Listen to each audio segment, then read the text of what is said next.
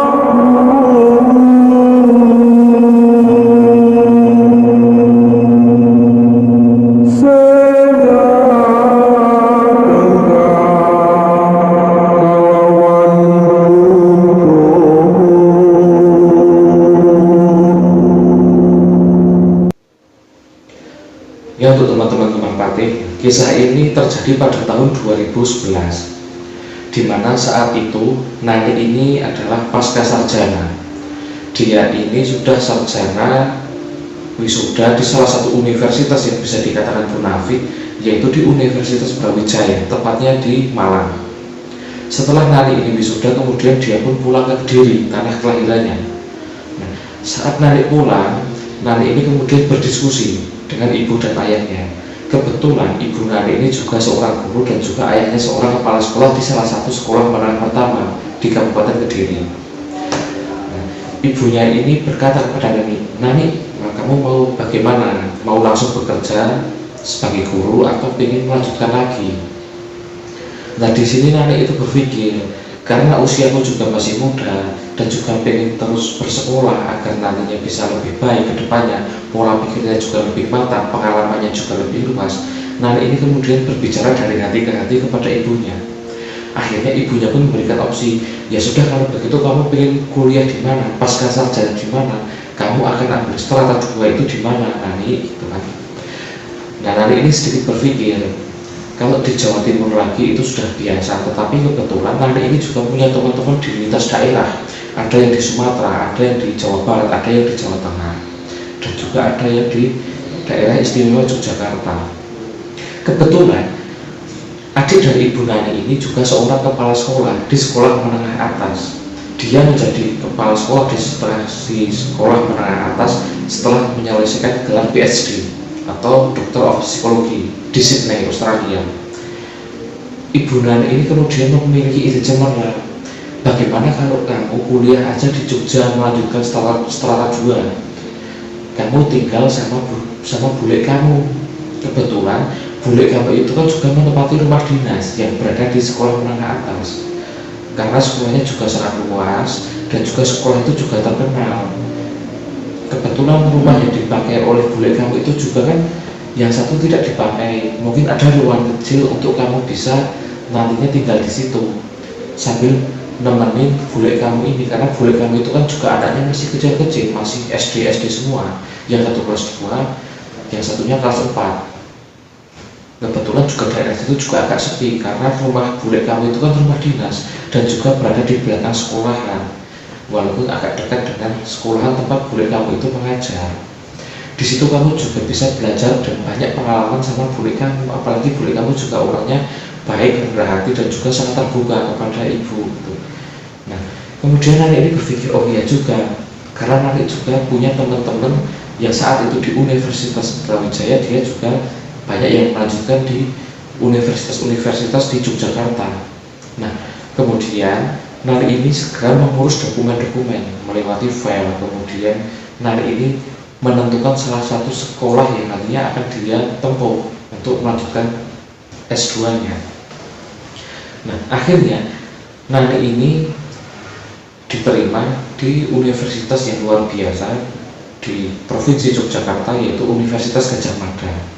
Nah, akhirnya sebulan kemudian Nani ini sudah bersiap.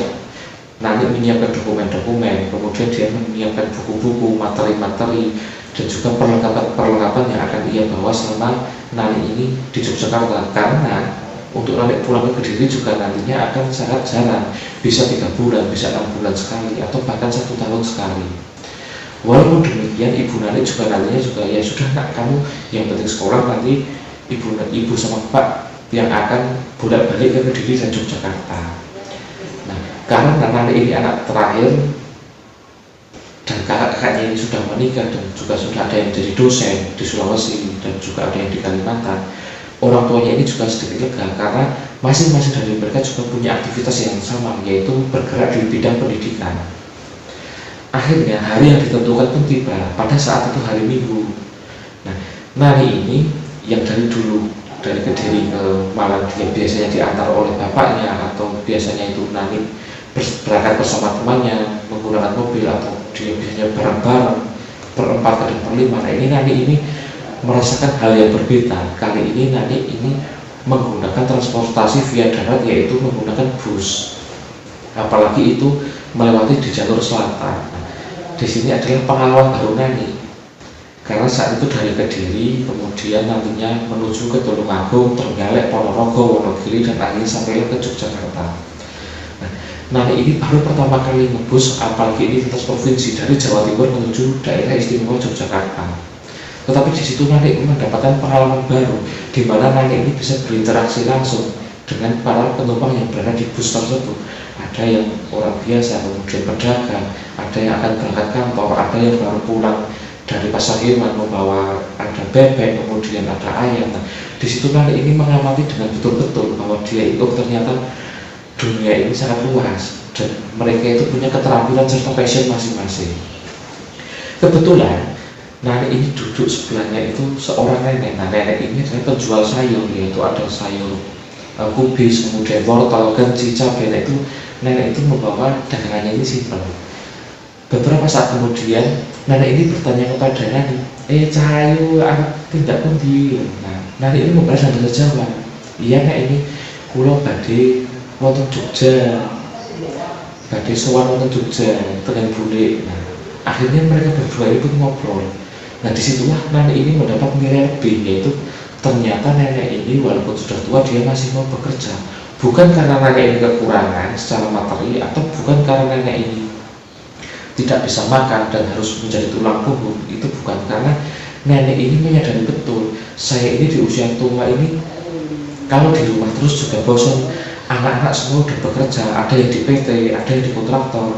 Nah, saya ini bekerja ini untuk menghibur diri dan juga untuk istilahnya itu refreshing, bisa berinteraksi, berkomunikasi dengan teman-teman yang seumuran saya yang sudah 50 ke atas ini. Nah, di situ Nani ini merasa bahagia karena orang tua ini bekerja, dia juga sambil beribadah, silaturahmi, nah, seperti itu.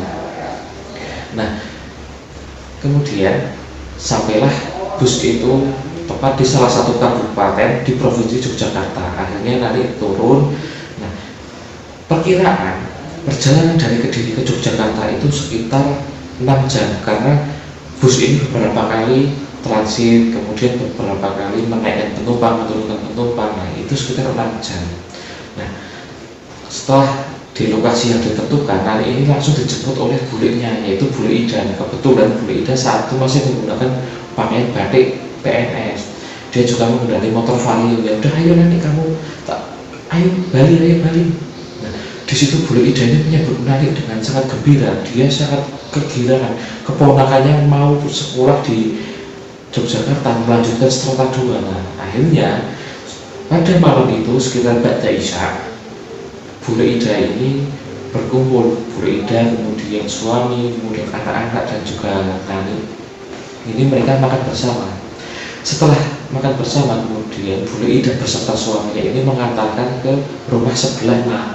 Kebetulan rumah Bule Ida dan rumah yang akan ditempati Nani ini itu masih menempel tembok dan hanya dibatasi oleh pintu. Kebetulan di pintu belakang sebelah dapur itu ada pintu yang menghubungkan langsung ke ruang belakang rumah yang akan ditempati oleh Nani. Walaupun memang kecil, hanya ada satu kamar, kemudian ada ruang tamu kecil dan ada toilet, kemudian tempat untuk memasak dan meletakkan barang-barang seperti sayur mayur itu juga kecil, walaupun minimalis, tapi di situ Nani merasa diperhatikan betul karena semua sudah tertata dengan rapi. Dan juga Bule Ida ini berpesan, pokoknya kamu mau minum atau nasinya kurang atau tidak ada apa-apa, kamu tinggal ngeduk aja di sini, ini kan juga bule kamu. Nah, akhirnya beberapa hari berlalu, Nani ini sangat bahagia, dia juga bisa bermain-main dengan anak dari Bule Ida ini. Nah, suatu ketika pada malam Kamis, Nani ini pulang dari kampus itu kebetulan malam karena Nani harus mengurusi dokumen-dokumen untuk diserahkan di rektorat, kemudian dia menindaklanjuti di fakultas, prodi-prodi yang akan dia tempuh nantinya, yang akan dia geluti. Kemudian juga Nani ini sudah sempat bertemu dengan beberapa teman yang bisa dikomunikasi via jalur BBM, dan waktu itu masih sering menggunakan telepon. Nah, di situ Nani sudah mendapatkan beberapa teman yang bisa dia komunikasi dan Nani ajak kerjasama nantinya. Nah, malam itu Bule Ida ini berbicara kepada Nani, ini kebetulan guru fisika dan biologi kelas 11 itu sedang cuti karena dia sudah mulai hamil tua. Maka dari itu besok kamu di sela-sela kuliah, karena kuliah kamu itu seminggu hanya 2 kali, kamu mau ya untuk mengajar anak-anak kelas 11A sampai 11D. Karena kelas E, F, G, H, kelas 11E sampai H itu sudah diampu oleh guru yang lain, guru senior. Nah, akhirnya Nani itu mengiyakan, ya sudah, tidak apa-apa. Di situ juga Nani berpikir ini adalah kesempatan untuk Nani mengembangkan, uji kompetensi dirinya dan juga mengembangkan keilmuan dia. Pagi itu Nani biasanya itu bangun pagi bersama Bule Ida, dia berangkat ke sekolah itu paling pagi karena Bule Ida ini juga orangnya disiplin, apalagi dia ini kepala sekolah. Guru-guru yang lain berangkatnya pukul 6:15 hingga setengah 7, Bule Ida ini berangkat sudah sampai di ruangannya itu jam 6. Dan pada saat seperti biasa Bule Ida lakukan ini, jam 6 dia sudah menata meja kerjanya untuk nanti apa yang akan dia lakukan di hari itu. Itu tak lupa juga Pak Fahmi itu juga orangnya disiplin. Setiap kali Bu Ida berangkat, karena berangkatnya itu sekitar hanya 20 meter dari rumahnya, hanya membuka gerbang belakang tembok sekolah sudah sampai. Di situ juga Pak Fahmi selalu sudah menyapu, kemudian di dapur tata usaha, di dapur TU itu juga sudah membuat air panas untuk nantinya guru-guru minum teh dan minum kopi. Nah, di situ Pak Fahmi juga orangnya cekatan, karena kebetulan Pak Fahmi ini juga orang kepercayaannya Bu Ida sudah hampir 6 tahun. Nah, di situ Nani kemudian mulai merasakan kegembiraan yang luar biasa. Dia bisa berinteraksi dengan murid-murid. Jadi teringat saat dulu waktu Nani ini di kelas SMA, bagaimana dia ini orangnya pendiam, agak malu-malu, tapi sekarang dia karena juga calon seorang guru yang handal, maka Nani ini berusaha untuk berinteraksi dengan murid-murid dan juga mulai memahami satu sama lain karakter dari murid-murid ini. Ada yang nakal, ada yang suka bolos, dan juga ada yang pendiam, ada yang pemalu. Nah, di situ Nani hari-harinya itu juga sudah sangat terbiasa. Nah, suatu ketika Bule Ida ini sakit. Nah, karena sakit dia pun izin akhirnya memasrahkan dokumen-dokumen yang akan dipaparkan di depan murid-murid dan juga di depan guru itu dititipkan kepada Nani. Malam itu Bu Ida berpesan, nih ini kan aku lagi kurang badan, pokoknya besok kamu berangkat pagi jam 6, ini dokumennya udah punya murid-murid udah aku kasih nilai semua, dan juga ini punya guru-guru juga udah aku tanda tangani semua terkait absensi, kemudian persiapan untuk upgrading kelas dan juga untuk kurikulum nantinya, untuk peninjauan karena akan ada tim asesor beberapa bulan lagi. Akhirnya pagi itu nanti itu berangkat pukul 6 tepat. Nah ini berangkat dia juga seperti biasa menyapa Pak Fahmi, Pak, kemudian sampailah di ruang kepala sekolah dan juga ruang guru. Nah kebetulan ruangnya itu sangat luas dan itu muat untuk 45 guru, padahal guru di SMA itu hanya ada 40. Nah itu merasa saat itu kebetulan mendung, kok ini sepi banget, belum ada yang datang. Hanya Pak Fahmi yang saat itu masuk mengetuk pintu, permisi Mbak. Jadi Pak Fahmi ini mengantarkan secangkir kopi untuk Nani. Nah, saat Nani menyeruput kopi, Nani ini sambil memalingkan perhatiannya ke luar jendela. Kebetulan kan jendela di ruang guru dan ruang kepala sekolah ini kan banyak berderet. Nah, di situ Nani itu sambil menelan kopinya, Nani itu agak kaget loh, seperti ada kaki mengayun-ayun menggunakan sepatu seperti sepatu cewek, kemudian terlihat kaos kaki itu mengayun-ayun. Dan mengayunnya itu yang bikin Nani di situ penasaran, kaki itu mengayun di atap.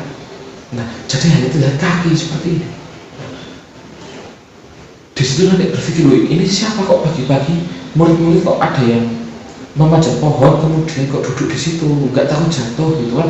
Nah Nani ini langsung keluar. Saat dia keluar, dia itu memalingkan kepalanya ke atas, dia itu menengok ke atas, siapa sih ini yang lagi naik di genteng. Nah saat Nani menengok di atas, alangkah kagetnya Nani, di situ ada wanita seperti siswi menggunakan OSIS, dasinya juga sudah sangat kumal, roknya juga sudah sangat kumal, dan OSISnya ini penuh dengan bercak darah, dan tangannya ini hanya sedekap seperti ini. Matanya itu hampir tidak terlihat karena apa, di sini itu semuanya itu hitam, tidak ada warna merah, tidak ada kelopak mata, dan itu hanya hitam. Nah mukanya itu pucat pasi. Di situ Nani ini, dia itu seperti tertetam, dia itu seperti akan hilang kesadaran. Di situ Nani ini kaget, matanya itu masih terbelalak melihat sosok yang sangat mengerikan ini. Kakinya itu juga masih mengayun sangat lembut. Nah menyadari di situ ada Nani, sosok ini kemudian itu melihat ke arah Nani dengan pelan-pelan. Di situ Nani ini grogi, kaget, bibirnya itu menganga seperti tidak percaya apa yang Nani lihat di depannya. Bibirnya itu hampir tidak ada, bibirnya itu keriput. Saat dia menganga, lidahnya itu menjulur sampai dada, lidahnya itu merah dan itu meneteskan darah, tes, darah itu menetes terus di lidah itu. Nani ini tidak bisa berkata apapun, dia itu terpaku, bulu kuduknya merinding, seluruh badannya ini dingin. Tak lama kemudian tiba-tiba 3 murid itu memanggil Nani dari belakang, Bu Guru. Nah di situ Nani ini seperti kaget. Oh, nah di situ ada 3 murid yaitu Ayu, Devi, dan Vina. Dia itu salaman kepada Nani. Nah di situ Nani ini juga masih terheran. Nah saat Nani memalingkan pandangannya ke atap lagi, sosok itu sudah tidak ada. Nah di situ Nani pun akhirnya merinding. Nah karena hari itu hari Senin, kebetulan berangsur-angsur murid dan guru datang, Nani itu akhirnya menghilangkan pemikiran yang negatif, pemikiran yang mengganggu dirinya. Nani itu itu mungkin saya tadi lagi ngalamun, atau mungkin saya juga lagi tidak fokus karena pagi ini betul-betul saya banyak kerjaan yang harus saya selesaikan. Nah kemudian upacara bendera pun dilaksanakan. Setelah berbunyi pukul 7:10 upacara pun diselenggarakan. Nah saat upacara kebetulan Nani ini melihat semua murid-murid yang ada di depannya. Kebetulan guru dan murid ini kan berhadapan, dan di tengah-tengah itu ada tiang bendera. Nah, saat bendera akan dikibarkan, komandan upacara atau pemimpin upacara ini sudah siap.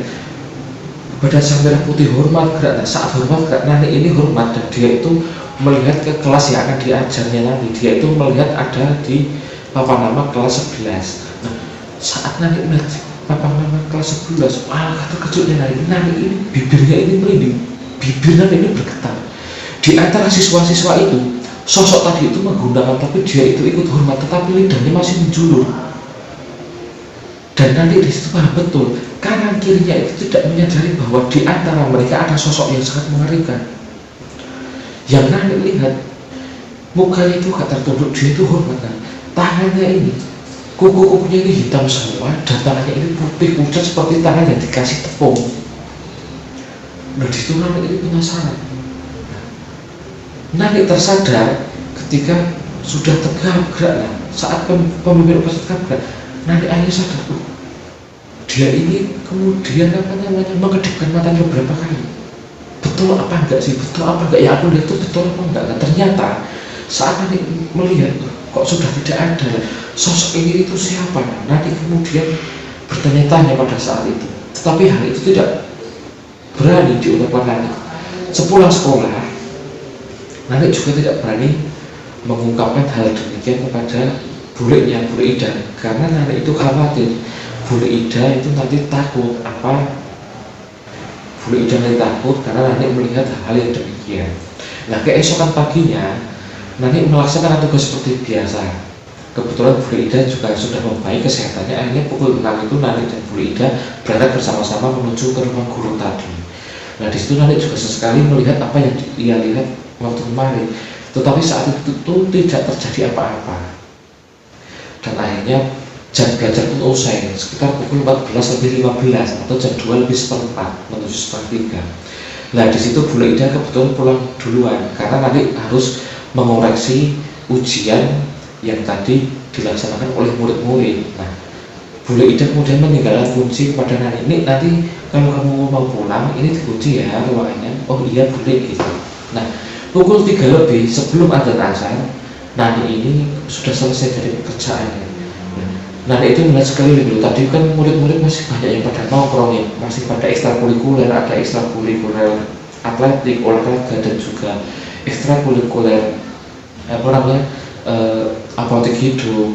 Kok ini sudah sepi sekali? Mungkin mereka sudah pada pulang.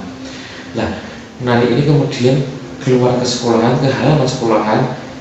Sekuritas saat itu juga tidak ada, mungkin sekuritas juga masih bertugas di jalan raya untuk menyeberangkan murid yang akan pulang.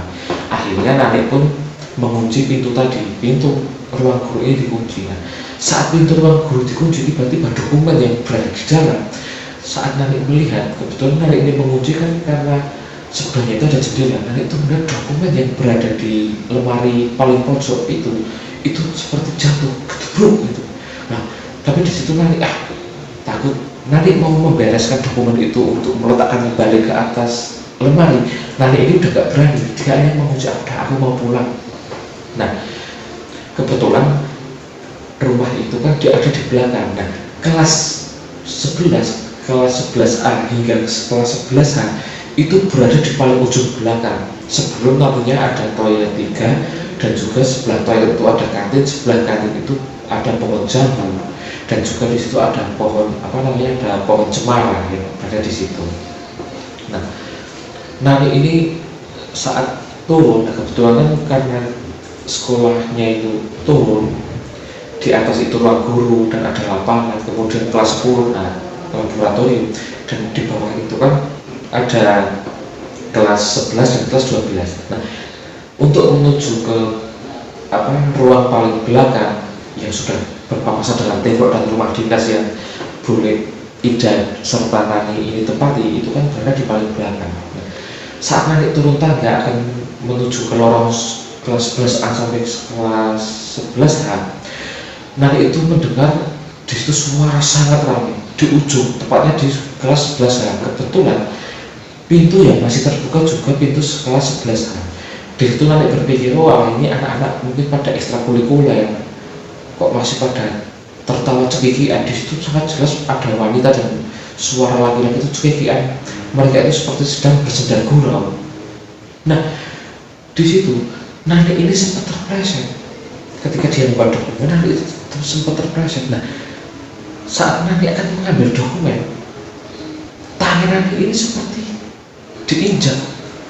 Nani ini kakinya diinjak, dan Nani tahu ini kaki siapa, kaki sosok yang kemarin Nani lihat dan saat upacara Nani lihat. Sepatunya juga masih seperti itu. Di situ Nani ini mual-mual. Saat Nani mual-mual, betapa kakinya Nani ini seperti akan pingsan.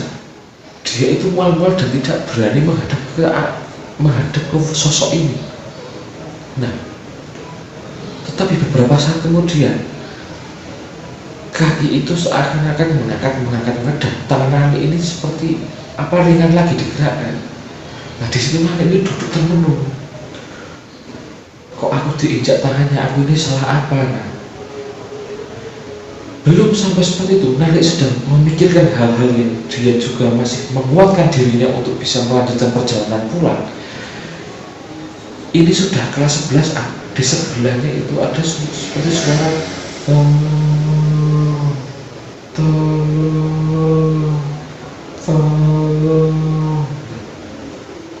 Nani ini merinding.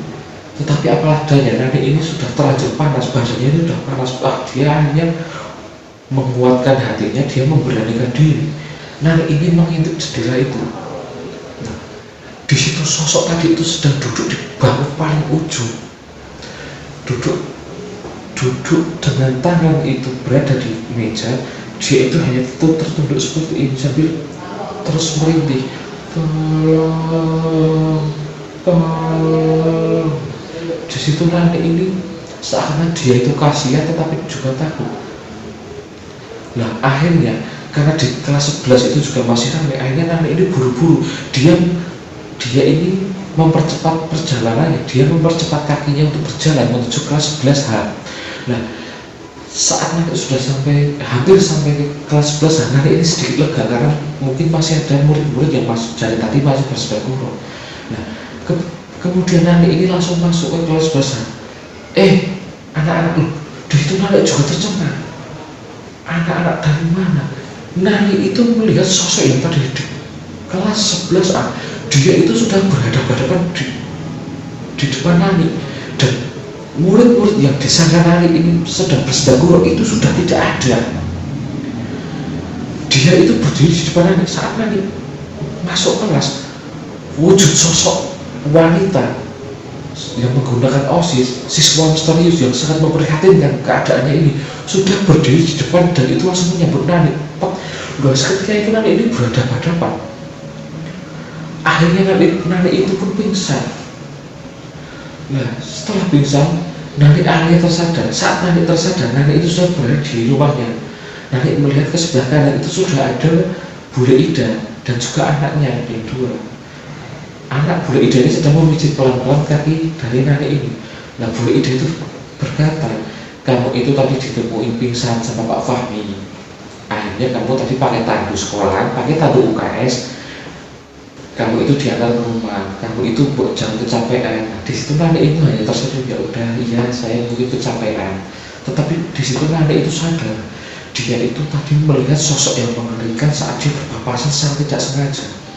Dan saat Nani ini berpapasan, suara sendal gurau itu sudah tidak ada. Itu masih menjadi pertanyaan yang sangat besar di lubuk hati Nani. Nah, tetapi hari-hari berikutnya, 2-3 hari itu tidak menemukan hal-hal yang misteri lagi. Di situ Nani kemudian pelan-pelan berangsur-angsur beradaptasi untuk menghilangkan rasa-rasa ketakutan dan rasa-rasa kecemasan. Nah, kebetulan minggu itu sekolah akan mengadakan perkemahan Sabtu dan Minggu. Nah, acara pun sudah dimulai sejak sore. Nah, Nani ini juga setelah mengajar hari Sabtu, dia pulang istirahat sebentar. Dia juga menyempatkan ke universitas. Kebetulan dia pulang sampai rumah itu ba'da Isya. Nani langsung menggunakan seragam pramuka. Dia pun menyusul bulenya dan guru-guru yang lain untuk bersama-sama menyaksikan api unggun. Karena biasanya malam Sabtu itu adalah makrab atau malam keakraban menuju ke malam Minggu. Setelah makrab nantinya juga murid-murid dari kelas 10 itu akan dididik, kemudian dia juga mementaskan pentas seni, ada tari-tarian, kemudian puisi, kemudian keahlian-keahlian yang dimiliki oleh potensi-potensi siswa ini dari hasil digembleng di ekstrakurikuler. Saat itu setelah menyanyikan lagu Indonesia Raya, kemudian himne pramuka juga sudah selesai, kemudian pembacaan Dasa Dharma dan Tridharma sudah selesai. Suasana begitu luar biasa, begitu harmonis seperti keluarga. Mereka pun duduk melingkar di lapangan itu, kelas 10 di sebelah kiri, dan kakak-kakak Dewan Ambalan dan juga cada atau calon Dewan Ambalan itu berada untuk memimpin kegiatan pada malam itu, dan guru-guru juga mempersalin mereka berkumpul menjadi satu. Nah, saat yang dibutuhkan pun tiba, yaitu pentas seni. Nah, kebetulan saat itu gabungan dari kelas 10 itu menampilkan pentas seni, yaitu pentas seni tari gambyong. Nah, kemudian musik pun dinyalakan. Nah, di situ tari gambyong pun dimainkan. Murid-murid ini membuat hati Nani ini gembira. Teringat pada saat dulu Nani ini nyantri di pelosok dan dia juga bersekolah, dia ini juga diajarkan oleh gurunya itu tentang banyak hal. Ada tari-tarian, kemudian kebudayaan, ada wayang, kemudian seputar sejarah tentang sesaji, makna-makna yang terkandung dalam filosofi Jawa. Di situ Nani melihat di tari gambyong ini sangat luar biasa. Nah, tetapi tari gambyong ini kemudian berbalik 360 derajat. Di tengah-tengah tarian itu, murid-murid yang lain di kelas 10 ini, mereka kemudian itu ikut bernari, mereka ikut menari, hingga total yang tadinya hanya 10 penari menjadi 30 penari. Nah, saat musik itu, saat guru-guru ini merasa ada yang tidak beres, Nani ini bilang ke Bule Ida, Bule kok ada yang beres? Nah, Bule Ida ini takut, loh ini ada apa? Akhirnya Bule Ida menyuruh operator agar musik itu dihentikan saat itu. Udah, musik itu dihentikan saat itu. Nah, saat musik ini dihentikan, para penari ini yang 10 itu masih menari-nari, bola matanya itu semua menghadap ke atas. Mereka itu masih menari dengan sangat penting. Dan ada yang 20 ini, dia itu malah berguling-guling, ada yang menuju ke pohon. Kebetulan di situ juga ada 3 pohon, ada pohon cemara. Murid-murid di situ ada yang menyalakan pohon, dia itu meronta-ronta seperti macan yang sedang mengelupasi pohon. Dan di situ seakan-akan murid-murid ini seperti kesurupan, dan itu kesurupan massal. Seketika suasana di situ histeris. Akhirnya mengantisipasi dan juga tidak ingin hal itu menyetrum dan banyak menimbulkan korban selanjutnya, murid-murid langsung dievakuasi semua menuju ke kelas terdekat, kelas 10 dan kelas 11. Di situ hanya beberapa cada atau calon dewan dan dewan ambalan yang mengatasi hal itu. Guru-guru juga panik, mereka ini berusaha segala cara. Yang masih menarik ini, bahkan penari-penari ini ketika mereka dipegang oleh 2 orang ini bisa dihempaskan dengan begitu mudah. Nah, di situ Nani ini bingung, dia ini tidak berani sendirian. Nani ini hanya memeluk adik-adik atau kelas 11 yang menjadi dewan ambalan. Udah, kamu jangan takut. Nah, dewan ambalan ini pun juga ketakutan, apalagi di situ banyak wanita. Tentunya itu membuat mereka sangat panik. Dan itu Nani mencoba, udah pokoknya tenang, sabar, berdoa terus, berdoa, istighfar. Nah, di sela-sela itu Nani ini kemudian tidak sengaja matanya ini melihat ke atas gedung itu, gedung ruang guru. Di situ sosok itu yang menggunakan OSIS terlihat sangat jelas, dia itu menjulurkan lidahnya dan dia itu sedang tertawa melihat kejadian yang di bawahnya. Nah, di situ Nani ini langsung matanya itu menutupi 2 murid yang dia peluk tadi, 2 dewan ambalan yang dia peluk. Bu, kenapa ditutup? Udah, pokoknya aku tutup sebentar. Nani ini kaget. Sosok itu, dia ini menggelengkan kepalanya seperti ini. Beberapa waktu, hampir ada 5 menit, Nani ini masih memperhatikan sosok itu. Nani ini kemudian berbicara dengan hatinya sendiri. Sebenarnya kamu ini siapa? Mau kamu itu apa? Gitu kan. Di situ Nani ini kemudian entah dari mana seperti ada yang berbisik, kirim aku, ke tempat yang baik, kirim aku ke tempat yang baik. Di situ Nani itu bingung. Kemudian beberapa saat guru yang lain saat itu ada Pak Sarko ini berkata pada Nani, nih ayo kita ke rumah Pak Kiai. Nah Nani ini sempat terpelik kaget. Ya sudah, ayo kita ke tempat Pak Kiai. Kebetulan di depan sekolah itu ada pemukiman warga dan juga ada Kiai yang terkenal, yaitu namanya Kiai Sajidin. Nah akhirnya mereka pun bersama Pak Sarko ini, Nani bersama Pak Sarko ke rumah Kiai Sajidin. Nah saat Nani ini akan keluar ke sekolahan menuju rumah Kiai Sajidin, Nani ini kemudian menengok lagi di tempat sosok itu tadi menampakkan eksistensinya, tetapi di situ sudah tidak ada. Singkat cerita, Nani itu membawa Kiai Sajidin itu menuju ke sekolah. Nah, Kiai Sajidin, dia ini terkenal santri yang luar biasa, ilmunya juga luar biasa, bisa menembus dua sisi yang berlawanan. Kiai Sajidin ini langsung memetik pohon pandan yang berada di depan ruang tata usaha. Dia itu memetik dua daun pandan, menggelar sajadah. Kiai Sajidin pun berdoa. Nah, saat Kiai Sajidin berdoa, dia terus berdoa. Nani dan Pak Sarko beserta guru-guru yang lainnya juga bersilah untuk ikut berdoa bersama Kiai Sajidin. Nah, 20 menit saja Kiai Sajidin ini memimpin mujahadah. Akhirnya murid-murid tadi itu pun banyak yang lemas mulai, ada pun mereka yang tidak sadarkan diri karena terlalu capek dirasuki hal-hal yang sangat negatif. Nah saat itulah kemudian kakak-kakak pramuka dan juga PMR atau Palang Merah Remaja ini mengevakuasi mereka ke ruang UKS agar lebih aman.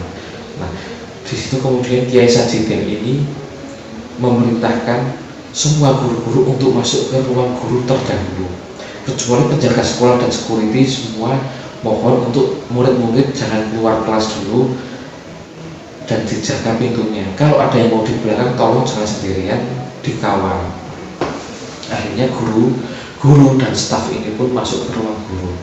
Nah di situ Kiai Sajidin menjelaskan, ini ternyata sudah sangat lama ada sosok yang belum dievakuasi, dan memang sekolah ini dulu adalah peninggalan zaman Belanda. Saat murid-murid Belanda dan murid-murid pribumi pada tahun 1932 bersekolah di sini, dan Jepang menyerang pada tahun 42, banyak murid-murid Belanda yang di situ dipenggal kepalanya mentah-mentah dengan samurai Belanda. Dan sampai hari ini sekolah ini juga belum pernah diselamatin atau belum pernah dikirim doa secara khusus untuk almarhum penasaran, sosok-sosok penasaran yang masih mengitari dan ingin eksis di sini. Maka dari itu ke depan agar tidak ada korban yang lebih lanjut, kita berdoa bersama. Belum sempat Kiai Sajidin ini melaksanakan doa, tiba-tiba dokumen yang pernah Nani lihat jatuh itu kemudian jatuh lagi. Dan Pak Sarko ini bilang, loh kok jatuh lagi, padahal waktu itu juga sudah aku bereskan, sudah aku naikkan ke sana. Nah saat itu Nani ini membutuhkan Pak Sarko untuk mengambil dokumen itu. Nani ini juga ingin membantu Pak Sarko merapikan dokumen itu. Nah betapa terkejutnya Nani ini melihat salah satu kurikulum vitae atau biodata profil, yaitu seperti wanita yang cantik, kemudian rambutnya itu panjang, kulitnya itu putih sawo matang. Nani ini kemudian membawa satu lembar portofolio ini ke depan guru-guru tersebut. Kebetulan di sebelahnya ini ada kepala sekolah yang selalu bulenya sendiri, Bule Ida. Nah Nani ini bicara kepada Bule Ida, Bule Ida ini itu siapa? Kok saya nggak asing sama orang ini? Nah di situ Bule Ida ini terperanjat. Bule Ida ini mengeluarkan air mata. Ini itu murid ibu yang 4 tahun lalu dia itu kecelakaan, dia itu orang gak punya, anaknya itu pintar, dia itu kecelakaan, dia itu sangat disayangi sama guru-guru di sini. Bule Ida juga sangat sayang sama dia. Namanya itu Pambayun. Namanya itu Pambayun, tetapi nama aslinya itu Lembayung. Dia dijuluki Pambayun karena dia itu lemah gemulai, tata keramanya baik, Makanya dia itu dijuluki sama guru-guru di sini itu namanya Pambayung, namanya itu Lembayung Nirnasari. Nah, di situ Nani pun kaget. Beberapa saat lalu aku itu pernah dihantui sosok ini, bahkan sampai tadi dia itu mukanya mengenaskan, sosok jasadnya itu sangat mengerikan. Matanya itu gak ada hitam, lidahnya itu menjulur meneteskan darah, bibirnya tidak ada giginya. Di situ kemudian Pak Safri ini ikut menimpali. Kebetulan Pak Safri ini juga guru yang paling tua di situ.